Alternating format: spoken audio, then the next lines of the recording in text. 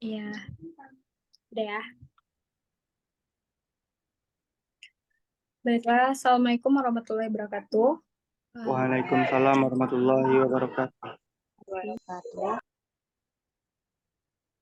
Kami dari kelompok 1 akan mempresentasikan hasil diskusi kami yang berjudul Sejarah, Perkembangan, dan Tokoh Linguistik Historis Komparatif yang beranggotakan 6 orang. Saya sendiri yang bernama Erika Febriana dengan NIM 2101746 dan selanjutnya rekan saya Hesti Wulandari dengan NIM 2101799. Saya Indah Ramadini dengan NIM 2101713. Saya Anis Yolanda dengan NIM 210170003. Saya Novrilia Putri dengan NIM 210171108. Baik, saya Rahmat Dhani dengan NIM 210170075. Baiklah, untuk materi bagian A itu akan dipresentasikan yang pertama oleh saya sendiri, sejarah, perkembangan, dan tokoh-tokoh linguistik historis komparatif periode 1, 1830 sampai 1860.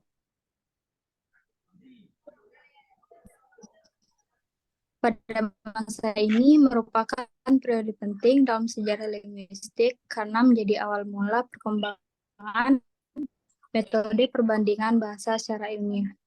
Berikut adalah ringkasan singkat perkembangan dan tokoh-tokoh utama dalam periode tersebut. Yang pertama, perkembangan metode perbandingan bahasa dalam pemahaman tentang hubungan antar bahasa. Tokoh-tokoh pada masa ini mulai mengembangkan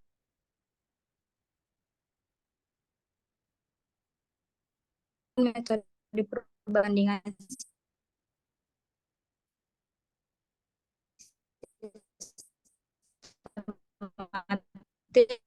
untuk mempelajari hubungan di antara berbagai bahasa. Tokoh-tokoh utama periode 1 yang pertama yaitu Franz Bopp. Pada tahun 1791 sampai 1806, salah satu tokoh utama dalam linguistik historis komparatif. Karyanya yang terkenal Comparative Grammar setahun 1816 menjadi landasan bagi studi perbandingan bahasa Indo-Eropa. Yang kedua, Christian Rasmus Rack tahun 1787 sampai 1832, seorang ahli bahasa Denmark yang memberikan kontribusi penting dalam pemahaman tentang hubungan antar bahasa, khususnya bahasa Nordik. Selanjutnya itu Jacob Grimm tahun 1785 sampai 1863. Bersama saudaranya Wilhelm Grimm, Jacob Grimm terkenal karena hukum bunyi yang dikenal sebagai Grimm Law yang menjelaskan perubahan bunyi konsonan yang akan dijelaskan oleh Ramadhani. Pada Ramadhani dipersilakan.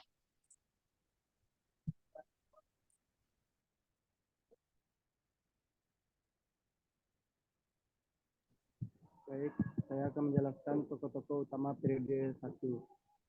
Yang pertama yaitu Jacob Grimm. Pada periode 1785 sampai periode 1863. Bersama saudaranya Wilhelm Grimm, Jacob Grimm terkenal karena hukum bunyi yang dikenal sebagai Grimm's Law, yang menjelaskan perubahan bunyi konsonan dalam bahasa-bahasa Indo-Eropa. Selanjutnya itu Friedrich von Schlegel pada periode 1772 sampai periode 1829.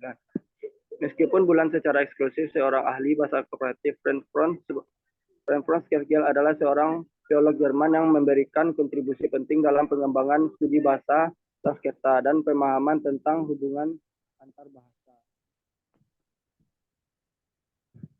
Selanjutnya itu periode Franz Bopp, itu pada periode 1802 sampai periode 1887. ahli bahasa Jerman yang terkenal karena karyanya dalam bidang linguistik, historis, komparatif, khususnya dalam studi bahasa sastra dan bahasa Indo-Eropa lainnya. Selanjutnya itu periode Wilhelm von Humboldt. Itu pada periode 1767 sampai dengan periode 1835. Seorang sarjana Jerman yang tidak hanya mempelopori studi linguistik komparatif, tetapi juga memberikan kontribusi besar dalam pemahaman tentang hubungan antara bahasa dan pemikiran manusia. Konsepnya tentang Weltanschauung atau pandangan dunia mempengaruhi perkembangan linguistik, antropologi, dan filsafat.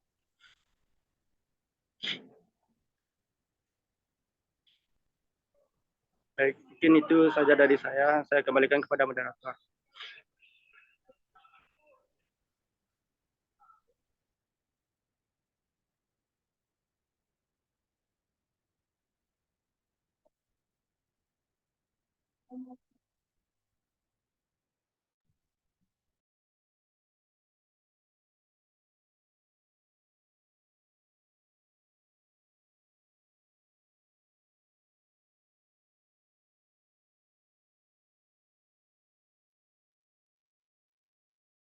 Ya, baiklah. Selanjutnya, materi kedua yang akan dijelaskan oleh Hesti. Kepada Hesti, dipersilakan.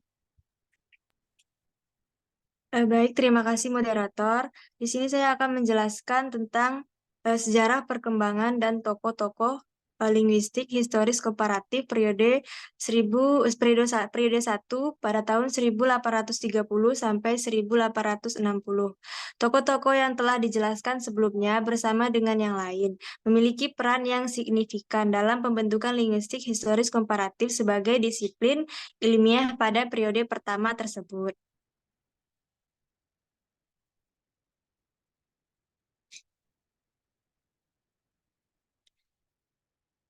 Yang pertama yaitu penerapan metode perbandingan bahasa. Tokoh-tokoh pada periode ini mengaplikasikan metode perbandingan bahasa untuk mengidentifikasikan kesamaan dan perbedaan antar bahasa-bahasa yang berbeda.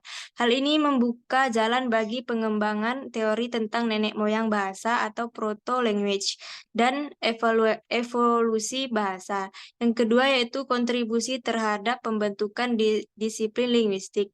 Periode ini menandai awal munculnya disiplin linguistik sebagai ilmu yang terpisah dari filologi dan sastra. Metode perbandingan bahasa yang diperkenalkan pada periode ini menjadi dasar bagi pengembangan linguistik historis dan perbandingan bahasa modern.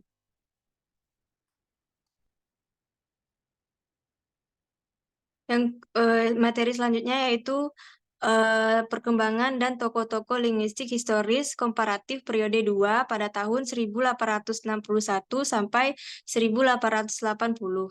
August Seykleiser adalah ahli bahasa yang cukup penting dalam perkembangan linguistik historis komparatif. Seykleiser berpendapat bahwa pertumbuhan bahasa bersifat historis, tetapi pertumbuhan itu didapati dalam alam dengan bentuk yang seumurni-murninya. Dapat lihat dalam dua hal berikut. Yang pertama, August Schleicher memulai dengan rekonstruksi bentuk asli bahasa Indo-Jerman dengan jalan membanding-bandingkan dengan bahasa lain yang dikenalnya. Yang kedua yaitu August Schleicher menentukan asal mula timbulnya bahasa-bahasa Indo-Jerman. August Schleicher menganggap bahwa bahasa Indo-Jerman asal atau Indo itu berada di Asia Tengah yang kemudian berubah karena berpisah bangsa Indonesia Jerman. Utara, Selatan Slavia, Asia Jerman basis, Iran, dan Sanskerta. Berdasarkan klasifikasi Seykleiser, bahasa terbagi menjadi 3, yaitu yang pertama bahasa isolasi, misalnya Tionghoa. Yang kedua bahasa aglutinasi, inklusif, bahasa inkorporasi, dan bahasa fleksis. Max Muller dan De Whitney adalah seorang ahli linguistik historis komparatif. Muller menghubungkan kelas-kelas bahasa dengan tipe-tipe sosial, bahasa isolatif, atau bahasa keluarga, bahasa aglutinatif atau bahasa pengembaraan, bahasa fleksis atau bahasa masyarakat yang sudah mengenal negara. Whitney menambahkan istilah polisintesis atau bahasa inkorporatif. Selanjutnya saya kembalikan kepada moderator. Baiklah, terima kasih Hesti. Selanjutnya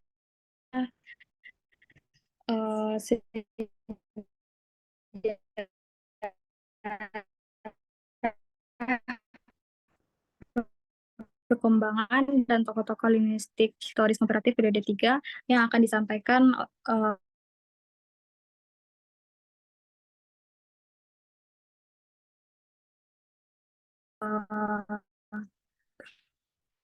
oleh Indah. Kepada Indah disilahkan. Baiklah, terima kasih kepada moderator. Selanjutnya saya akan menjelaskan materi terkait perkembangan dan tokoh-tokoh linguistik historis komparatif periode 3 pada abad 19. K. Brookman, Ostock, dan Lexian adalah sekelompok yang menamakan dirinya sebagai Young Grammatiker yang muncul setelah tahun 1980. Para tokoh ini berminat dan mengkaji kaidah bunyi yang ditemukan oleh Jacob Grimm. Kemudian, mereka menambahkan lagi kaidah baru pada hukum bunyi. Aliran ini berkembang di Leipzig dengan muridnya yang bernama Leonard Bloomfield yang menjadi linguis Amerika. Kemudian Karl Neufeld pada tahun 1875 juga pernah menjelaskan kekecualian pada hukum bunyi Ras dan Grimm, khususnya mengenai pertukaran bunyi bahasa Indo-Eropa yang dikenal sebagai hukum Verner. Hasteinae mencoba membagi bahasa dengan landasan psikologi. Baik, saya kembalikan pada moderator.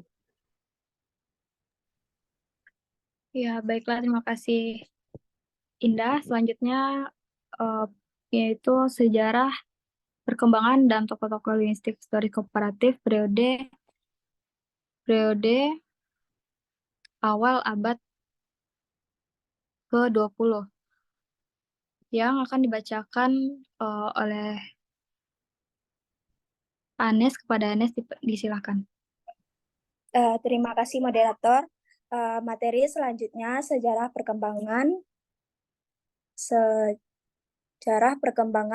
dan tokoh-tokoh linguistik historis komparatif periode 1B pada awal abad 20. Pada awal abad 20, penelitian bahasa melibatkan bahasa-bahasa di seluruh dunia termasuk Amerika, Afrika, dan Asia. Keberhasilan gramatik dalam merekonstruksi bahasa Proto-Eropa mempengaruhi pemikiran Saussure. Abad ke-20 ditandai oleh produktivitas dalam kajian linguistik dan munculnya berbagai teori baru, terutama terkait konflik teori-teori Saussure. Paradigma kajian linguistik berubah dengan diperkenalkannya konsep sinkronis dan multidisipliner oleh Saussure pada 1906 di Universitas Jenewa. Aliran-aliran baru seperti fonetik, penelitian dialek dengan metode fisiologi dan fisika, serta cabang-cabang baru seperti psikolinguistik dan sosiolinguistik muncul pada awal abad 20. Aliran Praha juga muncul sebagai reaksi terhadap fokus berlebihan pada bahasa individual dalam studi bahasa, menciptakan kerangka kerja yang lebih holistik. Ini mencerminkan keberagaman dan kompleksitas linguistik di seluruh dunia. Sekian materi yang dapat saya sampaikan, saya kembalikan ke moderator. Baiklah, terima kasih Anes. Selanjutnya yang akan disampaikan oleh Lia. Kepada Lia dipersilakan. Baik, terima kasih kepada moderator. Simpulan yang dapat diambil dari materi tersebut adalah bahwa abad ke-19 merupakan periode penting dalam pembentukan linguistik historis komparatif, di mana para tokoh tersebut berkontribusi pada pemahaman kita tentang sejarah dan evolusi bahasa-bahasa Indo-Eropa, metode perbandingan bahasa, pengembangan teori gelombang bahasa, dan penekanan pada struktur dan fungsionalitas bahasa, membentuk dasar-dasar linguistik modern. Perkembangan ini membawa disiplin ini lebih jauh dalam pemahaman evolusi bahasa dan hubungan antar bahasa. Sekian yang dapat saya sampaikan, saya kembalikan kepada moderator. Baiklah, terima kasih Lia. Dan itulah akhir dari presentasi kita hari ini. Maaf jika ada penyampaian kata dan cara penyampaian kata yang salah. Saya sebagai moderator meminta maaf. Saya akhiri. Assalamualaikum warahmatullahi wabarakatuh. Waalaikumsalam. Waalaikumsalam warahmatullahi wabarakatuh. Warahmatullahi wabarakatuh.